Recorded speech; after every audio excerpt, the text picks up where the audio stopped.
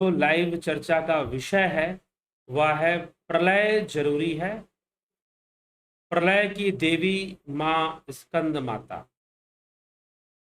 तो प्रलय जरूरी है और प्रलय की देवी कौन है? इस माँ स्कंद माता है।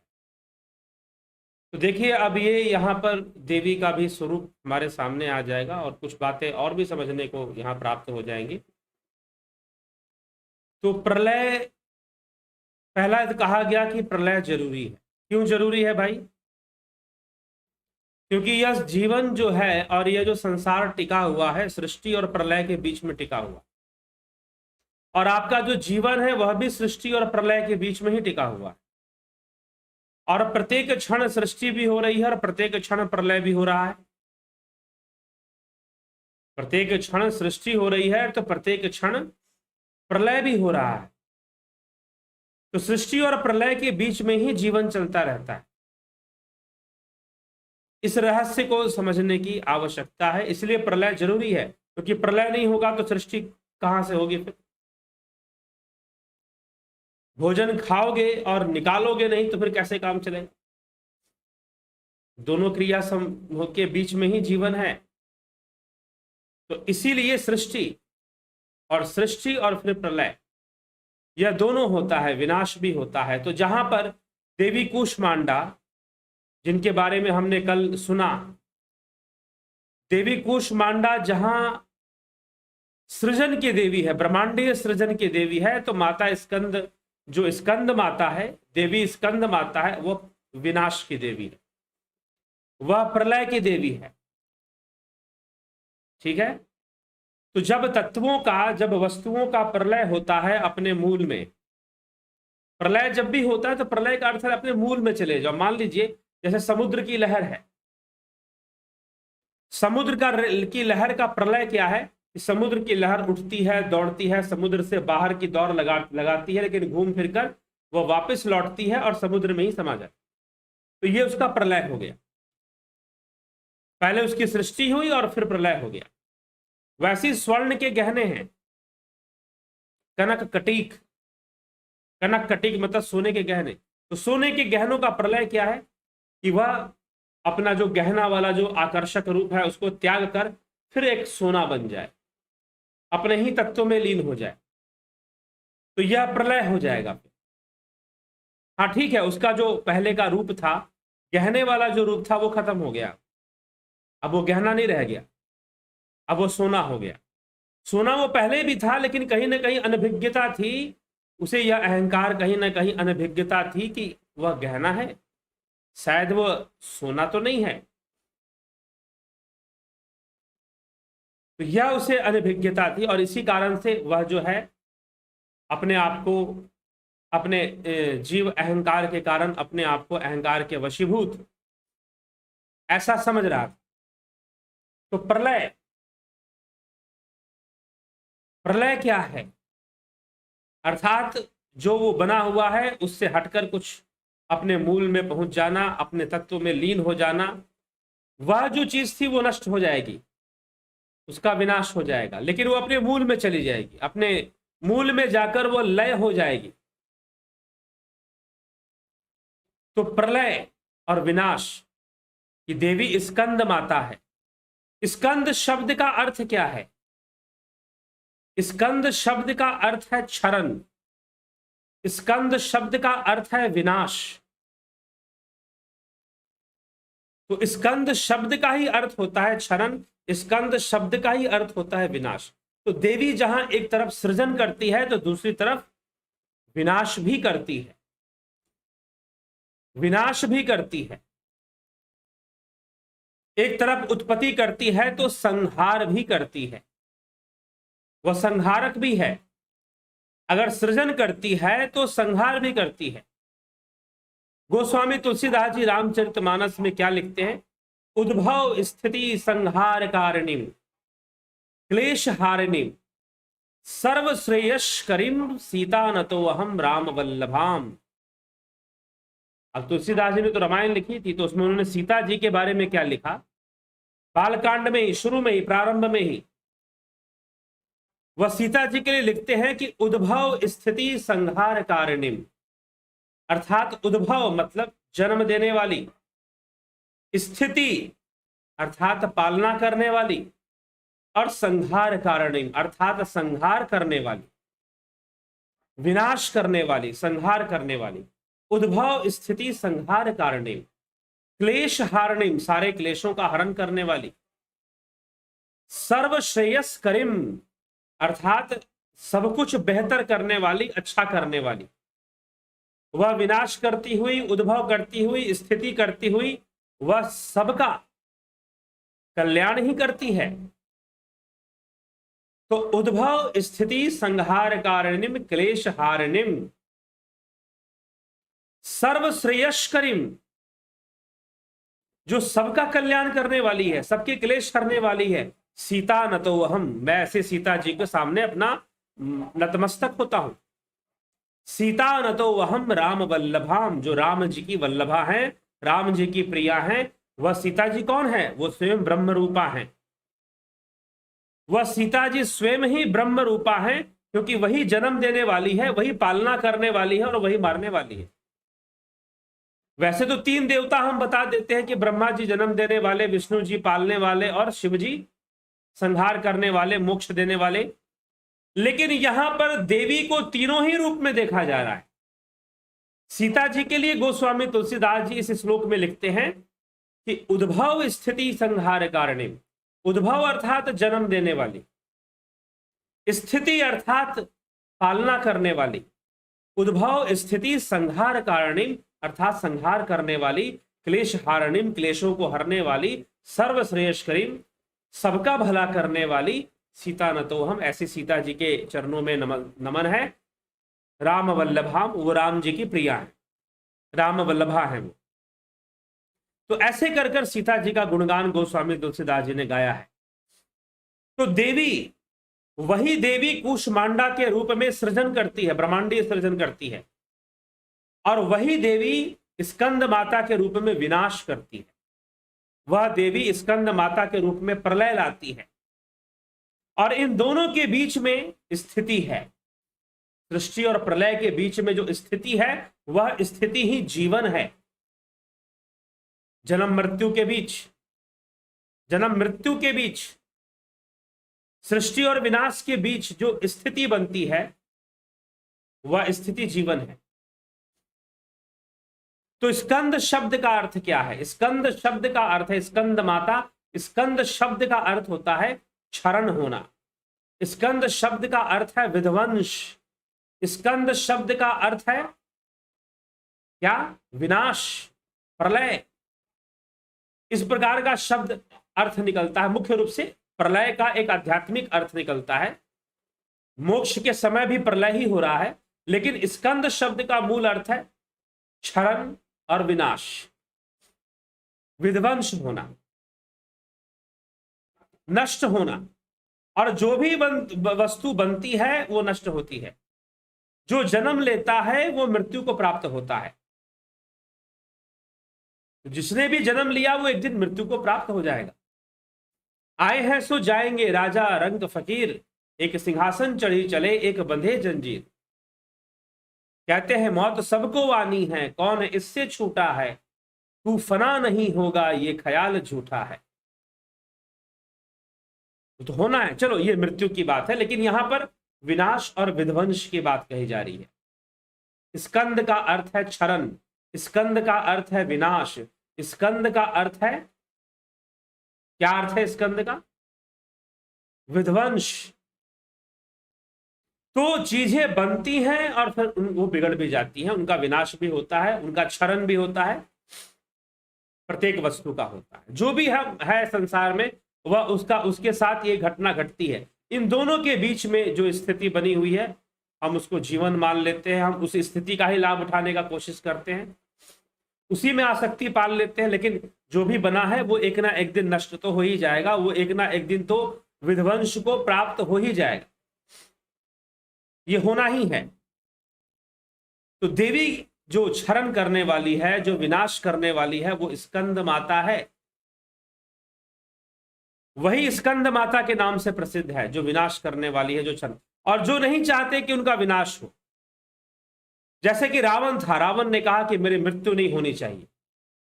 अभी दशहरा आने वाला है, रावण को जलाया जाता है। देख रावण, तू चाहता था कि नष्ट नहीं होगा, तू नष्ट हो गया, और हर साल हम तुझे नष्ट करके दिखाएंगे। रावण मरना नहीं चाहता था। रावण ने ब्रह्म तपस्या की और ब्रह्मा जी से वरदान मांगा कि मेरी मृत्यु ना हो, मुझे कोई मार ना सके। ब्रह्मा जी ने कहा कि यह विधान नहीं है, यह विधि का विधान नहीं है, इसीलिए तुम कुछ और मांगो, इसके बराबर तुम्हें जो लगता वो मांग लो। तो रावण ने कहा कि नर और वानर के अलावा तीसरा मुझे कोई छू ना सके, स्पर्श ना कर सके, मुझे हाथ ना लगा सके। तो वो विनाश नहीं चाहता था, उसका विनाश हुआ। वैसे ही तारकासुर ने कठोर तपस्या की, और कठोर तपस्या कर कर उसने भी ब्रह्मा जी को प्रसन्न किया और वरदान मांगा तो उसने भी अमरता का वरदान मांगा। तो ब्रह्मदेव ने कहा कि भाई तुम्हें अमरता का वरदान नहीं मिल सकता, पीछे रावण ने मांगा था, उसे भी नहीं मिला, उसे भी नहीं मिला। तो तारकासुर भी खत्म नहीं होना चाहता था, तारकासुर भी नष्ट नहीं होना चाहता था।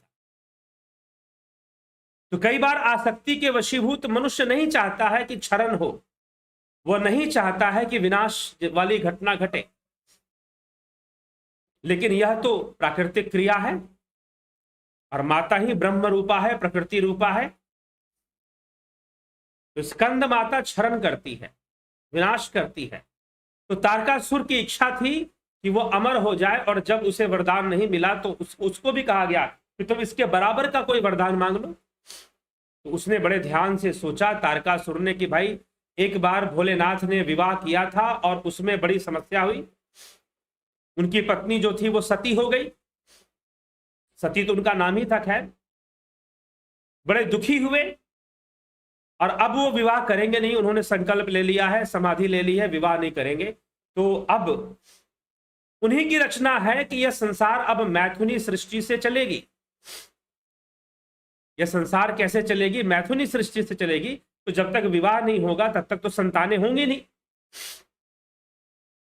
और शिव जी विवाह करेंगे नहीं, तारकासुर का ऐसा विश्वास। और भगवान शिव ने कुछ ऐसी घोषणा कर रखी थी उस समय।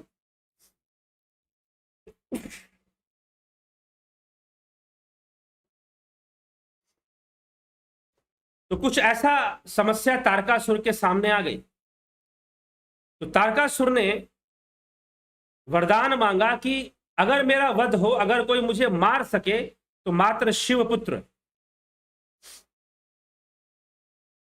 शिवपुत्र के हाथों ही मेरी मृत्यु संभव हो, अन्यथा कोई मुझे स्पर्श ना करे, अन्यथा कोई मुझे मारे ना। ऐसा वरदान उसने मांग लिया और उसे वैसा वरदान मिल गया। और जब समय आया उसकी मृत्यु का, देखते देखते तारकासुर ने पूरे तीनों लोकों पर अपना अधिकार कर लिया, रावण की तरह। तीनों लोकों पर तारकासुर ने अपना अधिकार कर लिया। देवता फिर से दुखी हो गए, असंतुलन का माहौल फिर से बन गया।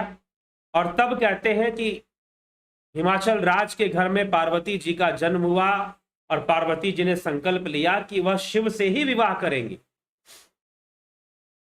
और फिर कहते हैं कि बहुत तपस्या करने के बाद, काफी कठोर तपस्या करने के बाद शिव प्रसन्न हुए और उन्होंने पार्वती जी से विवाह किया। और विवाह करने के उपरांत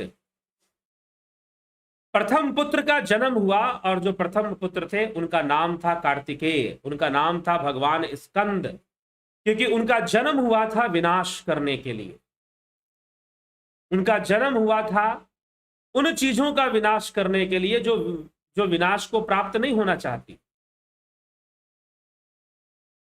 उनका विध्वंस करने के लिए। और उस समय तारकासुर जो मरना नहीं चाहता था, जब युद्ध हुआ, फिर से देवासुर युद्ध हुआ, रुद्रगणों की सेना ने देवताओं की सहायता की, और उसमें रुद्रों की सेना के सेनापति स्वयं भगवान कार्तिकेय, भगवान स्कंद बनते, उनका नाम स्कंद है। क्यों? क्योंकि उनका कार्य है विनाश करना, उनका कार्य है क्षरण करना, विध्वंस करना। उसका विध्वंस जो अपना विध्वंस नहीं चाहते कि वो खत्म हो। तो तारकासुर ने युद्ध किया भगवान कार्तिकेय के साथ, और भगवान कार्तिकेय के एक प्रहार से मात्र एक प्रहार से कहते हैं तारकासुर के शरीर के 1000 टुकड़े हो गए।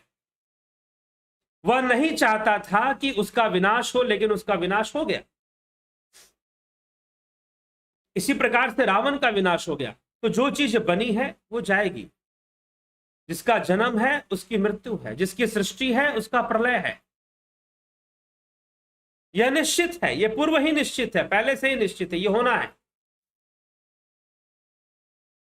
तो मनुष्य का मन भी इस विध्वंस के लिए उसे अपने मन को तैयार रखना चाहिए। तो इसी प्रकार से जो जड़ता है, जो मोह है, जो आसक्ति है, उसका विनाश जरूर होता है। इसी प्रकार से कथा आती है कि भगवान कार्तिकेय जो है शैल पर्वत पर, दक्षिण भारत में शैल पर्वत पर तपस्या करने चले जाते, और जब बहुत दूर जाकर वो भी घर से नाराज होकर जाते हैं, किसी कारण से वो नाराज हो जाते हैं। और वो पहले तो नाराजगी थी, लेकिन बाद में उनका उद्देश्य था कि वो कठोर तपस्या करेंगे और ब्रह्मलीन हो जाएंगे, कि संसार की माया में अपना मन नहीं लगाएंगे। लेकिन इस प्रकार कैलाश पर्वत से जब वो चले जाते हैं, कैलाश पर्वत से जब वो चले जाते हैं शैल पर्वत पर दक्षिण क्षेत्र में, तो उस समय देवी बहुत ही परेशान होती है। कहते हैं कि देवी अपने पुत्र के स्मरण में विलाप करती है और उनकी तीव्र इच्छा होती है कि वो अपने पुत्र से मिले, कार्तिकेय से मिले। और उस समय भगवान शिव और माता पार्वती कार्तिकेय से मिलने के लिए जाते हैं। जब कार्तिकेय से मिलने के लिए जाते हैं, शिव जानते हैं कि भाई कुछ होने वाला नहीं है, लेकिन फिर भी पार्वती का मन अशांत है, तो मैं ले चलता हूं। और वो ले गए और कार्तिकेय भगवान से मिला दिया। और जब भगवान कार्तिकेय ने सुना कि उनकी माता मोह के वशीभूत हैं, तो उन्होंने तत्व ज्ञान की चर्चा की। भगवान कार्तिकेय ने माता पार्वती से तत्व ज्ञान की चर्चा की। और वह जो स्थान है जहां पर शिव और पार्वती ने भगवान कार्तिकेय को दर्शन दिया था, वो जो स्थान है वही मल्लिका अर्जुन ज्योतिर्लिंग के नाम से प्रसिद्ध हुआ। मल्लिका अर्जुन ज्योतिर्नाम के, मल्लिका पार्वती जी का नाम है, अर्जुन शिव जी को कहते हैं, तो मल्लिका अर्जुन ज्योतिर्लिंग के नाम से वो स्थान प्रसिद्ध हुआ। फिर ठीक, तो वहां पर भी पार्वती जी के मोह का विनाश करते हैं भगवान कार्तिकेय।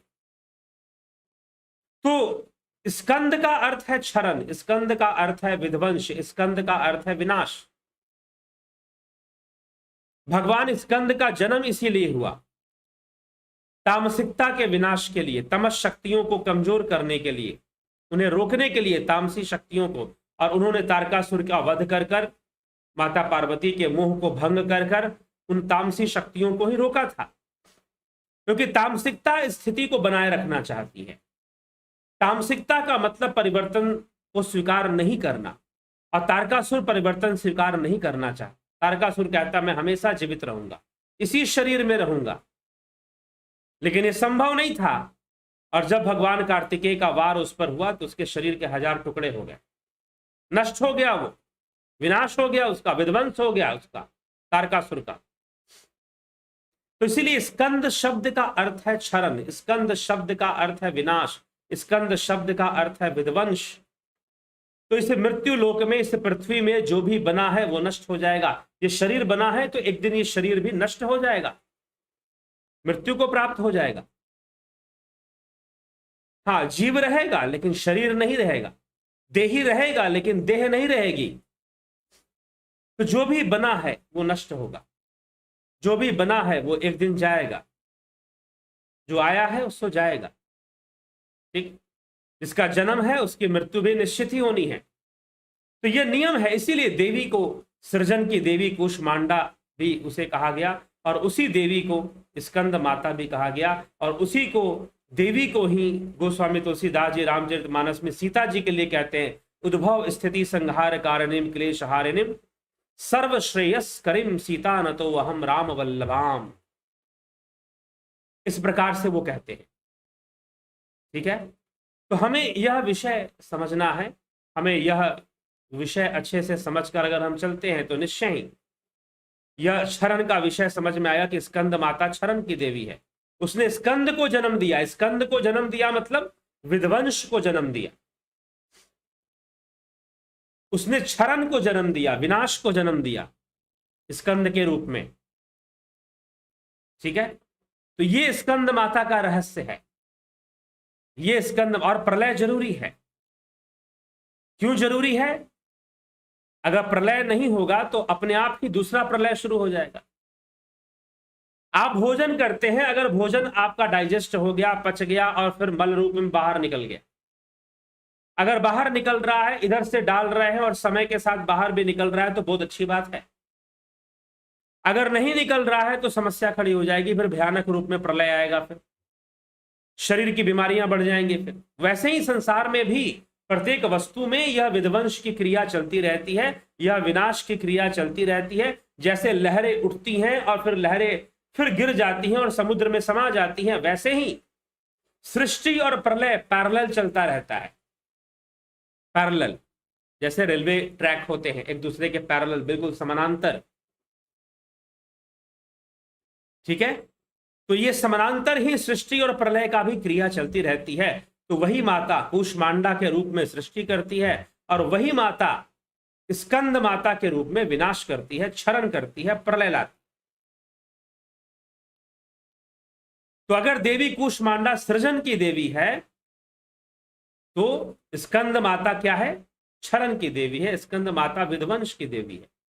और इसी प्रकार से योगी के जीवन में, क्योंकि ये सारी जो देवी के जो रूप है वास्तव में योगी की अवस्था है। एक योगी जो शैल के समान, पर्वत के समान दृढ़ संकल्प रखकर अपनी साधना को आगे बढ़ाता है, ब्रह्मचर्य का पालन करता है, ब्रह्मचारिणी शैलपुत्री ब्रह्मचारिणी चंद्रघंटा, तो वो नाद ध्यान करता है और नाद ध्यान से उसकी योग शक्ति विकसित होती है, उसका संयम विकसित होता है, तो उसके अंदर सृजन करने की शक्ति आती है। वह अपनी चेतना से सृजन कर सकता है, वह चित्तों का निर्माण कर सकता है, वो मृत शरीर में प्राण फूंक सकता है। एक सिद्ध योगी बहुत कुछ कर सकता है जिसने अपनी चेतना का विस्तार कर लिया है, जिसने अपनी चेतना का विकास कर लिया है निरंतर योग अभ्यास से, ध्यान योग के अभ्यास से। जिसने ऐसी अवस्था को प्राप्त कर लिया है उसके अंदर अनेकों सिद्धियों का वास होता है, अनेकों सिद्धियों का वास उसके भीतर होता है। और वही साधक, वही योगी फिर बहुत बड़े बड़े कार्य भी करता है, कर सकता है, लेकिन योगियों का उद्देश्य प्रदर्शन नहीं होता। तो एक तरफ जहां चेतना के विकास से सृजन करने की क्षमता, सृजन करने की सिद्धि, सृजन करने की शक्ति योगियों के अंदर आती है, तो वही चेतना के विकास से विनाश करने की शक्ति भी योगियों के अंदर आती है, विध्वंस करने की शक्ति भी योगियों के अंदर आती है। और विध्वंस किसका होता है? जड़ता का। विध्वंस किसका होता है? अनेक जन्मों से पड़े हुए कर्म संस्कारों का, जो हमें बार बार जन्म लेने के लिए विवश करते हैं, मजबूर करते हैं, और हम अनेकों जन्म लेते हैं और उसमें फंस जाते हैं, कष्ट भोगते हैं। ठीक है, तो इसलिए योगी की अवस्था है कूष्मांडा, देवी कूष्मांडा, उनका भी भार। तो योगी की अवस्था कहने का तात्पर्य यह है कि देवी के जो 9 रूप है कहीं बाहर नहीं है, वो हमारे भीतर ही है, वो हमारे भीतर ही है। जब हम योग साधना करेंगे तो एक एक कर कर देवी के सारे रूप फिर धीरे धीरे प्रकट हो जाएंगे। ध्यान योग के द्वारा देवी की असली स्वरूप, जो देवी का चैतन्य रूप है, उसका साक्षात्कार हमें हो जाएगा ध्यान योग के द्वारा। ठीक है, तो यह विषय हमें समझना है, यह विषय हमें अच्छे से समझना है। तो देवी स्कंद माता अर्थात विनाश की देवी, विध्वंस की देवी। तारकासुर का विध्वंस हुआ भगवान स्कंद के द्वारा इसी कारण से, और स्वयं स्कंद ने माता पार्वती के मोह को भी भंग किया मल्लिकार्जुन में शैल पर्वत पर। तो इस प्रकार से ये चर्चाएं चलती हैं, इस प्रकार से ये बातें आगे बढ़ती हैं। तो हमें एक योगी क्या क्या कर सकता है यह भी समझ में आता है इन सब विषयों से, और साथ ही साथ योग कहां तक हमें सबल कर सकता है, अगर हम सही से करें तो बहुत अधिक सबल कर सकता है, अनेकों दिव्य अनुभूतियां दे सकता है, अनेकों सिद्धियां दे सकता है। करने के ऊपर है, अगर हम अभ्यासरत हैं योग मार्ग पर तो, अन्यथा नहीं। इसीलिए हमें अच्छे से विचार करना है, अच्छे से समझना है, और अच्छे से विचार कर कर अच्छे से समझकर योग मार्ग को, हमें ध्यान योग के मार्ग को अपना लेना चाहिए। सृजन भी होगा, विनाश भी होगा, लेकिन संतुलन में होगा। दोनों चीजें संतुलन में चलेंगी, पैरेलल चलेंगी, बराबर चलेंगी, होती रहेंगी। कोई भी एक ज्यादा बढ़ जाएगा तो फिर क्या होगा, फिर क्या होगा, असंतुलन बढ़ेगा। अगर सृष्टि ज्यादा हो गई, प्रलय कम हो गया तो असंतुलन बढ़ेगा। प्रलय ज्यादा बढ़ गया, सृष्टि कम हो गई तो भी असंतुलन बढ़ेगा, तो भी असंतुलन बढ़ेगा। तो असंतुलन को नहीं बढ़ाना है, संतुलन को बढ़ाना है और जीवन को बेहतर करना है, स्वयं अच्छे से जीना और दूसरों को भी सहयोग करना। तो ये हमें सोचना चाहिए। तो देवी स्कंद माता का जो रूप है, वह जो अर्थ है स्कंद माता का, वो विध्वंसकारी है, विनाशशील है। तो देवी जहां सृष्टि भी करती है कुष्मांडा के रूप में, विनाश भी कर देती है। तो हमें विवेक से विचार कर कर इन सब विषयों को ग्रहण करना चाहिए और समझना चाहिए। ठीक है, तो योगी की चेतना जब विकसित हो जाती है तो हमारे अंदर जो पड़े हुए कर्म संस्कार हैं, जो कई जन्मों से हैं, उनका वो नाश कर देती है, उनका वह नाश कर देती है। यह भी एक विषय। ठीक, तो विध्वंस तो निश्चित है, विनाश तो निश्चित है, मृत्यु तो निश्चित है। हम इसके बीच में जीना सीख लें, हम अच्छे से जीवन जीना सीख लें, यही हमारे जीवन की सफलता है।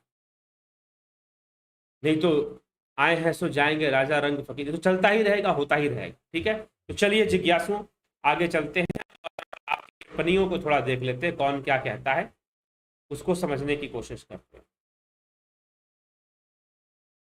तो सर्वप्रथम ये टिप्पणियां हमें क्या क्या सिखाती हैं। विक्रम सिंह जी, बहुत अभिनंदन है। गंभीर शाह जी, सोमनाथ शिंदे, अंजू श्रीवास्तव, पूनम सेठी, कन्हई कुमार जी, राजू पाल जी, सतीश कुमार जी, अबनी प्रधान जी, बहुत बहुत अभिनंदन। गोपाल शर्मा, अर्जुन चौहान, जगत नारायण, भीम सिंह, मीना, रूपलाल विश्वकर्मा, माधुरी कोल्हे, गोपाल शर्मा। सदगुरु से प्रीति हो, मिटे कर्म के लेख, बिगड़ी भी बन जाएगी, जो पावे सदगुरु टेक, सदगुरु पूर्ण ब्रह्म है, लीला करत अपार, जंग जीवों का तारने, प्रकट भय देहधार। श्री गुरुवे नमः। पिंटू वासवा जी, रचना ji, Ram Niwas Meena, Gyawali Sharma, Smita Sawant, IJ Malhotra ji, Manish ji, I must say that you attract like a paras which testify there is originally and substance। चलिए, अच्छी बात है, जरूर लाभ उठाइए, सुनिए। उषा श्रीवास्तव जी, अवनी भट्टाचार्य जी, अनिल कुमार जी, उदय शंकर जी, बबीता धीमान जी, धर्मेंद्र शर्मा। एक राम दशरथ का बेटा, एक राम घटघट में लेटा, एक राम का सकल पसारा, एक राम तीनों से प्यारा। इस दोहे का क्या मतलब है? अगर एक दोहा और सुना है मैंने, एक दोहा क्या है कि वही राम दशरथ का बेटा, वही राम घटघट में बैठा, वही राम का सकल पसारा, वही राम तीनों से प्यारा। ठीक है, वही राम तीनों में है, वही एक ही राम है जो दशरथ का बेटा है, एक ही राम है जो घटघट में लेटा है, एक ही राम है जो का सकल पसारा है, एक ही राम है जो सबसे न्यारा है। एक ही राम है, वो एक ही राम है जो दशरथ का बेटा है, वो एक ही राम है जो घटघट में लेटा है, वो एक ही राम है। ठीक है, तो जहां से उसकी अभिव्यक्ति हो रही है, तभी तो उस राम को जानते हो, कोई ना कोई बताने वाला हुआ ना भाई। आप जिस राम को कह रहे हैं तीनों से प्यारा है, उस राम के बारे में बताया किसने? उस राम के बारे में बताया किसने? ठीक, मतलब निकालते रहिए, क्या मतलब है? अनेकों मतलब हो सकते हैं। जहां बात तत्व की है, जहां बात योग की है, वहां तो राम तत्व है। रमते सर्वभूतेषु अस्थावरेषु चरेषु च अंतर आत्मा स्वरूपेण यच्च रामेति कथ्यते। रमते सर्वभूतेषु, जो सभी भूतों में रमण करने वाला है। रमते सर्वभूतेषु अस्थावरेषु चरेषु च, जो सभी स्थानों पर चर अचर में रमण करने वाला है, चर अचर में रमण करने वाला है। रमते सर्वभूतेषु अस्थावरेषु चरेषु च अंतर आत्मा स्वरूपेण, जो अंतर आत्मा स्वरूप में रमण करने वाला है। यच्च रामेति कथ्यते, उसी को राम कहते हैं। तो जो रमण करने वाला है वह राम है। ठीक है, तो जब ध्यान योग की बात है तो वह राम है, लेकिन जब कर्म योग की बात आ जाएगी, जब कर्म योग की बात आ जाएगी, जब कर्म का आदर्श स्थापित होगा, तो दशरथ का बेटा ही राम है। हर चीज का अपना महत्व है। क्या कहोगे, कर्म का कोई महत्व नहीं होता क्या? कर्म ही सब कुछ है। यहां लिख पा रहे हो वो भी कर्म है। सुख मिलेगा कर्मों से आएगा, दुख मिलेगा कर्मों से आएगा। कर्म महत्वपूर्ण है। और श्री रामचंद्र, जिनको तुम दशरथ का बेटा कह रहे हो, उसने कर्म करना सिखाया है। उसने कर्म करना ही सिखाया है। ठीक है, इसलिए कर्म का आदर्श है वो राम, जिसको हम दशरथ का बेटा कह रहे हैं, वो कर्म का आदर्श राम है वो। तो बड़ी बड़ी बातें करना बड़ा आसान काम होता है। ठीक है, लेकिन इसीलिए अद्वैत की बातें, ब्रह्म की बातें कई बार हम करते हैं, शास्त्रों में है, लेकिन मैं बीच बीच में इस बात को भी ले आता हूं फिर कि कुल मिलाकर यह संपूर्ण संसार भाव जगत है, और जहां बात भावनाओं की है वहां तो देवी की भक्ति महत्वपूर्ण हो जाती है ना फिर। क्योंकि तुम भी तो भावना ही, अगर आप तो कहते हो कि वो ईश्वर निराकार है, तो यह कहना भी एक भाव है। यह कहना भी एक भाव है। तो जब भाव ही है तो फिर वो निराकार भी साकार हो गया, फिर वह निराकार भी साकार बन गया फिर, क्योंकि वो भाव में आ गया। आपने उसे भावनाओं में ले आया, आपने उसे निराकार कहकर आपने उसको भावनाओं में ले आए। एक नई भावना बना दी आपने, निराकार की भावना। तो भावनाएं कभी निराकार नहीं होती। ठीक है, तो ये हमें, इसलिए आपका जो भी निराकार आप दे रहे हैं, निराकार कह रहे हैं, वो आपका मन ही, मन बुद्धि है, तो तर्क ही तो है, और क्या है। तो संसार में आपके कर्म कैसे होने चाहिए, यह तो सबसे पहले वाले राम ही बताते हैं, और वो पहले वाले राम वही हैं, अयोध्या के राम, दशरथ के बेटा जिसको आप कह रहे हैं, तो वही राम है। तो वो कर्म का आधार देते हैं। वह स्वयं कर्म कर कर साधारण मनुष्य की भांति कर्म करते हुए वह आदर्श की स्थापना करते हैं, इसीलिए वो मर्यादा पुरुषोत्तम है। चलिए, वैशाली मराठे जी, वैशाली थाने महाराज, I am regularly listening to your lectures and notice lot of change in my attitude. Very good. Change आना चाहिए सुनने के बाद।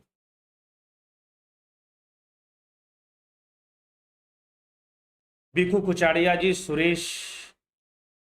सुरेशानंद ढोंडियाल जी, बानवीर गिरवार जी, गीता में कृष्ण कहते हैं सेना नायकों में स्कंद हूं। इससे क्या स्कंद, सेना नायकों में स्कंद हूं, इसलिए उन्होंने कहा है क्योंकि रुद्रों की सेना के सेनापति भगवान स्कंद बने थे, और सेनापति जितना विध्वंसकारी होगा उसकी सेना उतनी ही विध्वंस मचाएगी, विनाश करेगी। ठीक है, तो मैं सेना नायकों में, सेना का कार्य क्या है? युद्ध करना। सेना का कार्य क्या है? विध्वंस करना। ठीक, तो जिस प्रकार से भगवान स्कंद ने, भगवान कार्तिकेय ने तारकासुर का विध्वंस किया था, तारकासुर का विनाश किया था, उसी प्रकार से उससे वो सेनापति के एक उदाहरण है, एक आदर्श सेनापति हैं। तो इसीलिए कृष्ण कहते हैं कि मैं सेना नायकों में स्कंद हूं। सुरेशानंद ढोंडियाल जी, गुरु जी क्या सब कुछ निश्चित है? क्या क्या होगा लाइफ में? कर्म के आधार पर निश्चित होता है, लेकिन हमें अपने कर्मों का नहीं पता, तो हम क्या कर सकते हैं? हमें कर्म करना चाहिए। हमें कर्म, क्योंकि जो बदलेगा वो भी कर्मों से बदलेगा, और जो निश्चित है वो भी कर्मों से निश्चित है। तो अगर कर्म सुधार लिए तो उसमें बदलाव भी आ सकता है। जो निश्चित, ऐसा नहीं कि वो, हाँ निश्चित तो चीजें होती हैं, जिसने जन्म लिया है मृत्यु निश्चित है उसके लिए, लेकिन बीच में बहुत सारी चीजें हैं जो कम ज्यादा हो सकती हैं। अगर हमारे कर्म अच्छे हो जाएं तो बुरे कर्मों के फल में फर्क पड़ जाएगा, उसमें कमी आ जाएगी। फिर कुछ विषय ऐसा है जो बताने हैं, इस दिन ये घटना होगी, और देखा भी गया है वैसा ही होता है। हाँ, कई बार ऐसी चीजें सामने आती हैं। क्या माँ दुर्गा, नारायण, शिव सदा वही रहते हैं, या एक उपाधि है? हर बार ब्रह्म विष्णु एक भावना है, एक मन। देवता जो है वो भाव रूप हैं, मंत्र रूप हैं, शब्द रूप हैं, ऐसे बताया गया है। कोई उपाधि नहीं है देवताओं की, कोई उपाधि। हाँ ठीक है, एक उपाधि बनती है कि इंद्र जो है इसके देवता है, वायु जो है इसके वायु देव है, अग्नि देव है, विष्णु है, तो एक उपाधियां भी हैं। तो उपाधियां भी भावनाओं पर आधारित हैं, उपाधियां भी भावनाओं पे। जहां पर सृष्टि का भाव है ब्रह्मा जी, जहां पर पालना का भाव है विष्णु जी, जहां पर शक्ति का भाव है दुर्गा जी, जहां पर विद्या का भाव है सरस्वती जी, जहां पर धन का भाव है, वैभव का भाव है, सौंदर्य का भाव है, वहां लक्ष्मी जी, लक्ष्मी जी का पद वहां बन जाता है। तो इस प्रकार से तो पद भी बनता है, लेकिन देवता भाव रूप है, मंत्र रूप है। गणेश पवार जी, जय माता की। चंद्रेश्वर पांडे जी, 9 दिनों में माता के 9 रूपों की पूजा होती है। माता एक ही है या 9? माता तो एक ही है जी, लेकिन 9 तरीके से उसकी 9 लीलाएं हैं, 9 अवस्थाएं हैं। वास्तव में ये 9 अवस्थाएं एक योगी की हैं, साधक की। वह इन 9 अवस्थाओं से गुजरता है और सिद्धि को प्राप्त करता है, कैवल्य को प्राप्त करता है, कैवल्य को प्राप्त करता है। ठीक है, तो ये चीज है। तो माता तो एक ही है, उसके 9 रूप हैं, उसके 9 रूप हैं, उसके 9 अवस्थाएं हैं। स्मृति रस्तोगी जी, बहुत अभिनंदन। अर्जुन पाटिल, अजीत अपराजित, जय सच्चिदानंद गुरु जी। ऑनलाइन कोर्स 11 अक्टूबर के लिए पेमेंट सन मेंबरशिप कर दिया था, कोर्स नोटिफिकेशन कब से मिलेगा? कोर्स तो शुरू हो चुका है महानुभाव अजीत अपराजित जी, कोर्स शुरू हो चुका है और आपको मिल चुका है।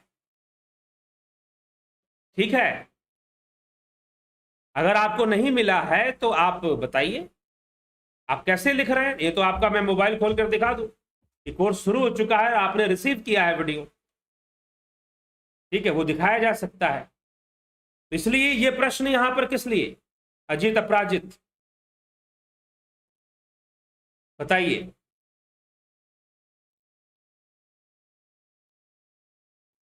क्या आपको नहीं मिला? अगर नहीं मिला तो जरूर आप दोबारा आप व्हाट्सएप पर ही संपर्क कीजिए। तो अजीत कुमार जी, क्या आपने अपना व्हाट्सएप मैसेज चेक किया है? तो कृपया जाकर चेक कीजिए, अगर नहीं किया है तो। यहां पर आप लाइव में आपने कमेंट करने के पहले क्या आप अपने व्हाट्सएप में जाकर आपने चेक किया? अगर नहीं किया तो फिर कौन जिम्मेदार है उसके लिए? ठीक है, तो जाइए चेक कीजिए पहले। रजत गुप्ता जी, स्कंद माता के विनाश को मोक्ष से तुलना कर सकते हैं क्या? विध्वंस ही कहा जाए, क्योंकि स्कंद शब्द का अर्थ जो है वह विध्वंस है, वो क्षरण है। ठीक है, मोक्ष से तुलना नहीं कर सकते हैं यहां पर। ठीक है, क्योंकि मोक्ष विनाश नहीं है। मोक्ष, हाँ, एक तरह से जीवत्व का विध्वंस वहां पर भी है, जीवत्व बोध खत्म हो जाएगा, लेकिन वह जीवत्व की पूर्णता है। तो जब पूर्णता होगी तो जीवत्व रहेगा नहीं फिर। ठीक है, पूर्णता में वो नहीं रहेगा। तो ये हमें यहां पर समझना होगा। इसीलिए यहां पर स्कंद शब्द का अर्थ विनाश बताया जा रहा है, विध्वंस बताया जा रहा है। लेकिन मैंने मोक्ष शब्द प्रयोग किया क्या?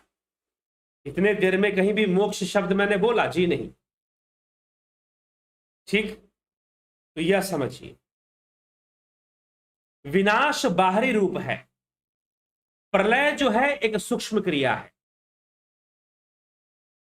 प्रलय जो है वो एक सूक्ष्म क्रिया है। जैसे कि शरीर नष्ट हुआ, तो जब नष्ट हुआ तो शरीर का विनाश हुआ, विनाश होने से मृत्यु हो गई। अब ये जो शरीर है, अब इसका प्रलय कब होगा? जब अपने मूल तत्वों में जाकर मिल जाएगा। अगर नहीं मिला तो उसको हम प्रलय नहीं कहेंगे। फिर अगर वो मूल तत्वों में नहीं मिला तो हम उसको प्रलय नहीं कह सकते हैं। तो ये फर्क है। संदीप सरोहा जी, आपको सुनकर रात में अच्छी नींद आती है, बधाई हो आपको। अगर अच्छी नींद आती है आपको तो बहुत बहुत बधाई है। ठीक, क्योंकि नींद आने से हमारे स्वास्थ्य, अच्छी नींद आने से हमारा स्वास्थ्य बेहतर रहता है, ब्लड प्रेशर मेंटेन रहता है। अगर आपको नींद अच्छी आती है तो ब्लड प्रेशर डिस्टर्ब होगा तो नींद में कमी आती है, नींद में प्रॉब्लम आती है। अफंता प्रोडक्शन, अखाया हुइन जी, रजनीश बर्फानी जी, अजीत प्रजापति जी, क्षमा करें गुरु जी। हाँ जी अजीत जी, ठीक है, आपने चेक नहीं किया है, अपने व्हाट्सएप में जाइए और कोर्स जो है, कोर्स के जो कंटेंट हैं जो मिलने चाहिए वो आपको दिए जा चुके हैं, वो लिंक दिए जा चुके हैं, ठीक है। तो समय से आप चेक नहीं करेंगे तो उसके लिए कौन जिम्मेदार है फिर, बताइए। आपने कोर्स ज्वाइन किया है तो आपको ही तो अलर्ट रहना चाहिए ना, आपको सतर्क रहना चाहिए। जो भी इंस्ट्रक्शन दिए जा रहे हैं कोर्स के अंतर्गत उसको सही से ध्यान से उसको लेना चाहिए। चलिए ठीक है, तो यह चीज है। तो चलिए अब इस कार्यक्रम को गुरु जी कबीरदास जी की और रविदास जी और मीराबाई के बारे में भी बताइए, बताते हैं, कई बार उनकी वानियों को लेते हैं, लेकिन उनकी वानियां निर्भर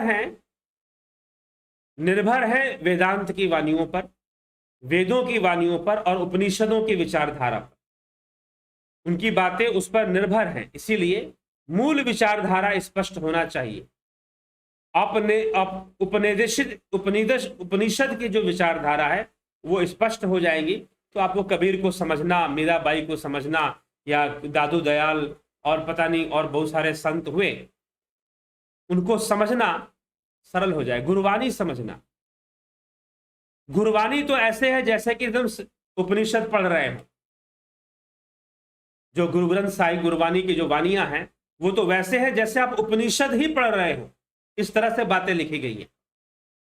दशम ग्रंथ में भी ऐसी बातें लिखी गई हैं जो बिल्कुल उपनिषद की विचारधारा ही जैसे चल रही हो, सारी बात वही चल रही है, ठीक है। तो इसीलिए मूल विचारधारा जहां से उत्पन्न हुई है, जहां से आई है, अगर हम उसको जान लें, अगर हम उसको समझ लें तो बाकी चीजों को सही से समझ में आएगा। और फिर यहां तक कि अच्छे से, मैं एक और बात, क्योंकि जो बाद में जो संत आए हैं उनकी कई वानियों में मिलावट है, कबीर वानी में भी भयंकर रूप से मिलावट है, कबीर वानी में भी भयंकर रूप से मिलावट है।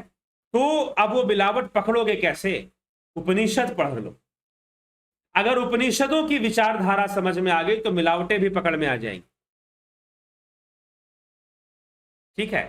कबीर ने कहा नहीं कहा, कबीर ने कोई किताब लिखी नहीं, कोई दोहे लिखकर दिए नहीं, उनके चेलों ने लिखे उनसे प्रभावित होकर, जिसको आप कबीर वानी कहते हो, ठीक है। तो यह विषय है, तो इसलिए आप अच्छे से इसको समझें और उपनिषद विचारधारा को समझ पाते हैं तो निश्चय ही बाकी चीजों को समझ पाएंगे। कबीर वानी, मीराबाई की वानी जो भी है समझ पाएंगे आप। जयंती भाई पटेल जी, आईजी Malhotra ji, wonderful teaching that you get the lectures and clarification with special knowledge at home, but procedure looks very ticklish, and if payment made through check in depositing by veteran, Hariom तत्सत। गौतम दास जी, हरिओम तत्सत। जहाँ हाँ, आप जो कोर्सेस हैं उनकी पेमेंट के बारे में पूछ रहे हैं, तो अगर वो जो but procedure looks very ticklish, and if payment made through check in depositing by veteran, जी हाँ, ठीक है। तो आप इसको व्यक्तिगत रूप से कुछ इस विषय में जानना है तो आप जरूर पता कर ले, चर्चा कर ले, उसके बारे में आपको बता दिया जाए, ठीक है।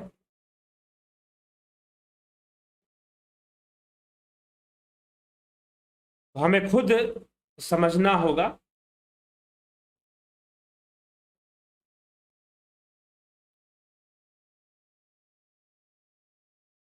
अगर आप पेमेंट गूगल पे या फिर ऑनलाइन पेमेंट मेथड अगर आप यूज नहीं करते हैं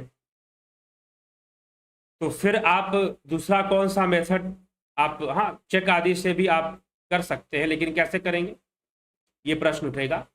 तो आजकल बहुत सिंपल है कि आप जो है गूगल पे आदि जो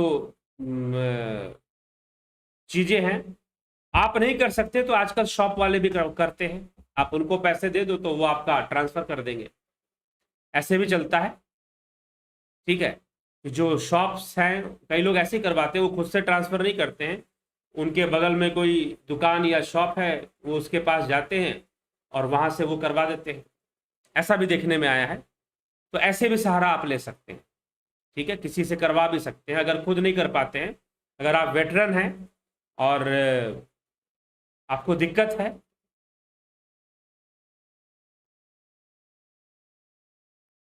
तो आप बाई चेक भी कर सकते हैं, अकाउंट पेमेंट आप कर सकते हैं, डिपॉजिट कर सकते हैं बैंक के अंदर। तो ये सारी चीज़ें हैं पेमेंट करने के कई तरीके। कई लोग डिपॉजिट भी करते हैं, सीधा बैंक में जाकर डिपॉजिट करते हैं। कई लोग जो है गूगल पे, फ़ोन पे, पेटीएम और भीम यूपीआई के माध्यम से भी पेमेंट करते हैं। तो कई तरीके हैं इसमें। अगर आपको कोई दिक्कत आती है तो पर्सनली आप इसको पूछ लीजिए कि किस प्रकार की इसमें दिक्कत आती है। दिक्कत नहीं आती है, गांव के लोग भी कई जो लोग ज्वाइन करते हैं कोर्सेज, तो वो ऑनलाइन पेमेंट कर लेते हैं, फ़ोन पे से, गूगल पे से कर लेते हैं, ठीक है। तो खुद नहीं अपने हाथ से कर पाते तो किसी से करवा लेते हैं। तो यह भी है, आप इस विषय में आप देखें, कोई दिक्कत नहीं, हो जा रहा है, लोग कर रहे हैं और ज्वाइन कर रहे हैं, लाभ उठा रहे हैं, ठीक है। तो चलिए इसी के साथ विचारों को अभी विराम देंगे। और कोई व्यक्तिगत बात हो तो आप व्यक्तिगत व्हाट्सएप मैसेज कर कर भी पूछ सकते हैं और जान सकते हैं। इस तरह से है। ध्यान योग के कोर्स प्रारंभ हो चुके हैं। कल एक दिन और देंगे आपको ज्वाइन करने के लिए। जो लोग आज नहीं ज्वाइन कर पाए वह कल भी ज्वाइन कर सकते हैं, लेकिन कल के बाद आपको समय नहीं मिलेगा। और फिर अगला जो ध्यान योग का कोर्स होगा वो 29 अक्टूबर से शुरू होगा। 29 अक्टूबर से IJ Malhotra ji, I have credit card but not your account number. Please help. You can get account number in the descriptions of videos, or you can WhatsApp me to get the account number, or you can SMS. You can send one SMS to me for the account number. I will send you the account number, or you can get the account number on WhatsApp also. You can get the account number in the description written below. In every video has some description below the video. You can find account number there also. Okay Sunil Rajbhar ji, भाव भगवान, तो ठीक है। तो यह हम जो है चलते हैं अब, और इसी के साथ विचारों को यहाँ विराम देते हैं। कल जो है पुनः फिर से 9 बजे एक लाइव चर्चा, एक नया विषय, माता के नए रूपों का चर्चा लेते हुए, माता के, देवी के अन्य रूपों का रहस्य बताते हुए, समझाते हुए हम आपको क्लियर कर देंगे और उस पर चर्चा होगी। माँ स्कंद माता के ऊपर आज चर्चा होगी। माता कात्यायनी पर चर्चा बाकी है। महागौरी, सिद्धिदात्री, कालरात्रि, इन सभी देवियों पे चर्चा अभी बाकी है, ठीक है। तो 4-5 हो गया आज, और 4 देवियों पर बाकी है चर्चा। तो उनके भी आध्यात्मिक रहस्य को हम समझने का प्रयास करेंगे। तो चलिए इसी के साथ विदा लेंगे और विराम देंगे, विश्राम देंगे इस कार्यक्रम को। कल फिर 9 बजे हम एक नवीन विषय के साथ उपस्थित होंगे यहाँ पर और चर्चा करेंगे। बहुत बहुत आभार आप सभी का।